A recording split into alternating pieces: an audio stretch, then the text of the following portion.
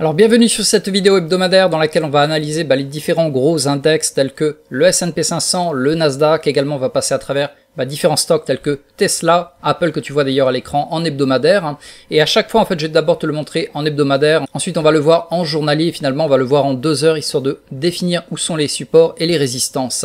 Donc ça va te permettre en fait de baser ton analyse et de savoir comment réagir au moment clé si jamais on le cassait, donc ce support en question, ou au contraire si on rebondissait. Donc dans cette vidéo également on va passer à travers l'or et le dollar et on va finir en beauté avec le Bitcoin qui pour l'instant ne fait strictement rien mais qui est en train de chauffer dans une sorte de cocotte minute qui va exploser littéralement d'ici quelques semaines. Donc sans plus attendre, on va démarrer directement avec l'analyse du dollar américain. Alors on va démarrer avec le dollar américain, comme tu le vois là, on était en journalier, effectivement on a enfin fracassé cette résistance là qui était depuis le 2 août.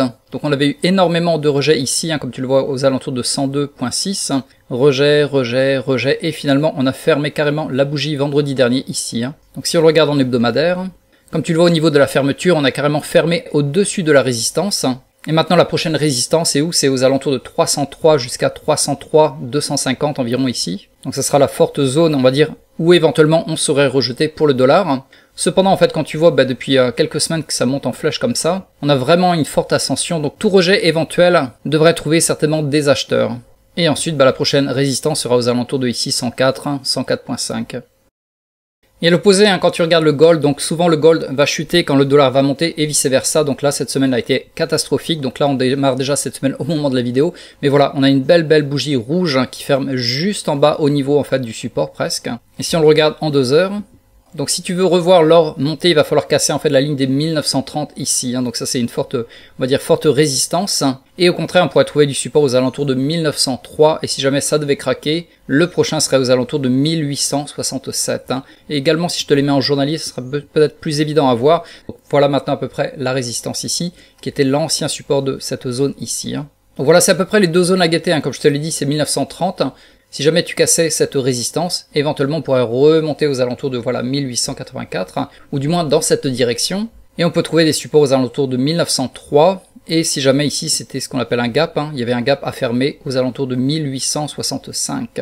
Alors maintenant on va passer au chouchou de tous les traders, c'est Tesla. Là je suis en journalier, comme tu le vois cette semaine en fait ça va chuter avec des bas de plus en plus bas, de plus en plus bas, de plus en plus bas. Et finalement on atterrit aux alentours de 240 et on a tenu. On n'a pas encore craqué cette zone, mais attention si jamais ça devait craquer en fait ce support, après ce serait ligne droite aux alentours de 200. Parce que comme tu le vois il n'y a pas beaucoup de, on va dire de soutien tout au long de ces bougies. Il n'y avait aucune structure, c'était monté vraiment en flèche et quand ça monte en flèche, quand ça descend ça sera la même chose. Ça va descendre en flèche jusqu'à trouver une sorte de structure, notamment ici, qui pourrait servir de support. Ok, ici on le regarde maintenant en hebdomadaire et en même temps je te rajoute la moyenne mobile 20 et on va le voir en fait. Donc ça peut être également une sorte de support aux alentours de 230, mais il faut garder en tête que effectivement c'était vraiment tellement monté en flèche que si ça descend, ça descendra pareil aux alentours de 200. Et comme tu le vois en fait, les bougies étaient relativement négatives en hebdomadaire avec une belle fermeture au niveau de la fin ici, au niveau des plus bas. Et voyons maintenant le scénario pour les positifs, on va le mettre en 2 heures. Donc nous voilà maintenant en 2 heures, comme tu le vois ici c'est la moyenne mobile 20 également dont on devrait franchir. Donc la première on va dire zone de résistance à franchir, ce sera aux alentours de 250 si je te le trace. Voilà, donc aux alentours de ici on devra fermer, la fermeture devra être au-dessus de cette zone de 251, voilà ici. Donc là il faut absolument que l'on ferme pour avoir un signe positif, ou du moins un début de signe positif.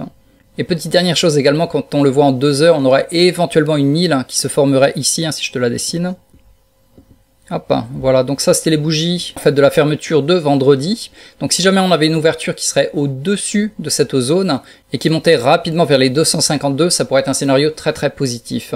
Donc c'est ce que l'on va voir aujourd'hui dès l'ouverture du marché. Alors maintenant ce que l'on va regarder c'est le stock le plus important à surveiller, j'ai nommé Apple. Donc ça ce que tu vois ici c'était le plus haut en fait de l'année 2022, ici c'était le 3 janvier 2022. On l'avait fracassé depuis quelques jours en fait, on est descendu et même on a fermé carrément plus bas que ce dernier plus haut là. Donc il nous servait éventuellement de support, donc le support a été craqué. Et ce qui est intéressant également de le voir c'est en weekly. Donc en hebdomadaire, comme tu le vois ici, c'est la moyenne mobile 20 que l'on a retouché, qui pourrait également nous servir en fait de support. Donc on a vraiment fermé pile poil en dessous, mais on va dire juste dessus. Et si on le regarde maintenant en 2 heures, donc comme on le voit ici, en fait, il y a une forte zone travaillée, en fait, c'est, on va dire l'ancien support sur lequel on a tapé maintenant. Donc si je te fais le support, logiquement je l'ai fait en vert normalement, voilà. Donc comme tu le vois en fait il y avait quand même une forte zone ici sur laquelle on avait travaillé, et depuis voilà, depuis quand? C'est depuis lundi, donc toute la semaine en fait on a tapé, retapé, retapé, tous les jours en fait on a retapé sur ce support qui a l'air pour l'instant de tenir. Donc la question que l'on se pose, est-ce que c'est une accumulation ou au contraire une distribution avant de péter vers les plus bas? Donc c'est vraiment à surveiller parce que si jamais on devait craquer ce support et aller descendre plus bas, notamment aux alentours de voilà 170, bah le reste du marché également va tanker, hein, parce que Apple est le plus gros stock à l'intérieur du S&P 500, du Nasdaq, et donc ça représente presque l'image du marché global. Donc si jamais Apple devait craquer, attention, on est parti vers des plus bas ici à nouveau. Et naturellement, le plus longtemps il va rester dans cette zone à concentrer toute son énergie, plus forte sera la cassure, soit vers le bas, soit au contraire vers le haut. Donc vraiment à surveiller cette semaine pour Apple. Et maintenant on va passer au Nasdaq, là je suis en journalier comme tu le vois ici, en fait on a fermé la semaine exactement sur la moyenne mobile 50 que tu vois ici en jaune, avec une bougie en toupie, donc c'est une bougie d'indécision, peut-être éventuellement ça peut remonter, du moins temporairement, parce qu'en général le mois d'août et septembre sont des mois négatifs. Donc là également on est sur un support, comme tu le vois ici, on avait touché ici, on avait travaillé pendant quelques jours, on est revenu au même niveau. Également comme tu le vois ici, on a une petite gap à fermer ici, là, si je te l'agrandis. Et si jamais je te le mets en 2 heures, en fréquence de 2 heures, donc ça c'est la prochaine résistance qu'il faudra dépasser et fermer au-dessus, comme tu le vois ça va servir en fait de support, et finalement de résistance maintenant. Et si jamais on devait craquer ce support, le prochain support serait aux alentours de voilà de 357. Également, comme tu le vois quand on est en fréquence de 2 heures, il n'y a aucun retournement de marché pour l'instant, c'est des bas de plus en plus bas, de plus en plus bas, de plus en plus bas, de plus en plus bas. Et pareil pour les hauts, c'est de plus en plus bas, de plus en plus bas, de plus en plus bas. Donc pour l'instant, le mouvement est vraiment baissier. Il faudrait énormément de puissance pour complètement renverser ça. Et surtout fermer au-dessus des 375. Donc pour l'instant, on est plutôt en scénario, on va dire, négatif. Et si jamais en fait on devait remonter éventuellement, on pourrait être repoussé à nouveau vers des plus bas. Donc sur le S&P 500, donc c'est le SPX, là on est en hebdomadaire comme tu le vois en weekly. Effectivement on était venu se taper la tête contre cette forte résistance sur laquelle on avait été rejeté, donc ça c'était fin juillet. Première semaine d'août, deuxième semaine d'août, on a été rejeté vers le bas. Mais comme tu le vois ici, en fin de semaine, on a retrouvé quand même quelques acheteurs ici. Donc c'était au niveau de cette structure là. Si on le met en journalier, donc comme tu le vois, c'est juste la bougie de vendredi qui avait trouvé des acheteurs en fermant justement ce gap qui était énorme. Ici on avait un gap depuis, depuis le mois de juillet. On a fermé le gap, donc déjà ça c'est une très très bonne nouvelle, et on a fermé légèrement plus haut avec cette bougie, en fermant à nouveau ce gap, parce qu'on avait ouvert ici bien plus bas, et finalement on est remonté, et on a fermé ici. Également, comme tu le vois en journalier, on est vraiment très proche de la moyenne mobile 50, là on est à mi-chemin entre la moyenne mobile 20 et la moyenne mobile 50. Donc maintenant on va regarder éventuellement le scénario, on va dire positif. Comme tu le vois, si je te mets les bandes de boulanger, c'est ici, hop. On serait en fait au plus bas au niveau de la bande boulanger inférieure. Également on est proche de la moyenne mobile 50. On a fermé ce méga gap ici que tu voyais ici. Et on a une bougie qui a quand même rebondi sur le support. Donc on a pas mal quand même de signes positifs qui pourraient nous amener dans un premier temps à un rebond. Mais éventuellement il va falloir casser cette zone des 4527 ici. Voilà, donc si on fracasse cette résistance et que naturellement on ferme, parce que le plus important c'est toujours la fermeture de la bougie. Donc si on devait fermer au-dessus, et éventuellement on pourrait repartir légèrement vers le haut. Mais il y a quand même pas mal de boulot à fournir parce qu'effectivement ça fait quand même depuis quelques jours qu'on fait des bas de plus en plus bas. Et au contraire, si on regarde un peu le scénario négatif, si je te le mets en 2 heures, il faudrait simplement qu'on remonte aux alentours de 4480 ici là environ, et que l'on soit à nouveau rejeté, donc en formant des bas de plus en plus bas comme on le fait depuis quelques jours. Donc que l'on casse ce support, que l'on le retouche. Donc si je te le fais en dessin, ce sera beaucoup plus clair, donc éventuellement on remonterait.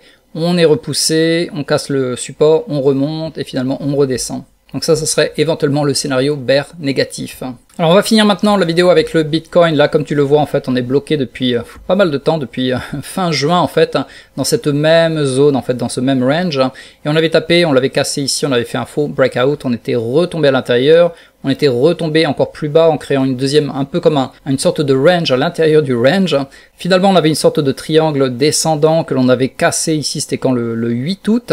Et finalement, on est revenu à nouveau à l'intérieur. Donc pour l'instant, rien ne se passe sur le Bitcoin. Par contre, ce qui est vachement important à savoir, c'est que là, en fait, on est vraiment en train de concentrer énormément d'énergie. Et quand on va péter d'un côté ou dans un autre, ça va aller très très violemment, très très vite.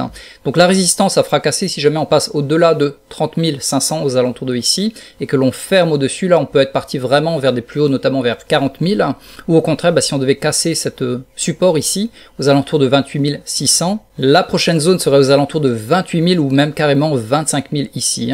Parce que comme je te l'ai dit, ça fait tellement longtemps qu'on est bloqué là-dedans, qu'on concentre énormément d'énergie, quand ça pète d'un côté ou d'un autre, c'est très explosif et très rapide, et ça va très très loin. Donc pour l'instant on attend, et on va voir dans quel sens ça va péter. Voilà, donc on est arrivé au bout de cette vidéo. Si tu l'as apprécié, s'il te plaît, pense à cliquer sur j'aime, ça me fera vraiment plaisir parce que préparer en fait toutes ces analyses, faire les vidéos, le montage et la mettre en ligne, ça prend pas mal de temps de mon côté. Également, sur la droite ici, en fait, tu vas retrouver un bouton qui s'appelle s'abonner. Surtout abonne-toi parce que tous les lundis, en fait, je vais publier cette analyse du marché. Également, tous les jeudis, vendredis ou éventuellement le samedi, je vais publier une vidéo très stratégique sur une méthode de trading très très avancée et tu ne veux absolument pas rater ça. Et petite dernière chose, tout en bas de la vidéo dans la description, tu vas retrouver un lien. Tu cliques dessus et tu vas assister en fait gratuitement à un atelier de 40 minutes sur lequel je vais te présenter les deux indices que je trade en effet de levier x3 qui me rapportent cette belle moyenne de 80%. Donc tu cliques sur le lien dans la description et je te retrouve sur mon atelier ou sinon sur la prochaine vidéo.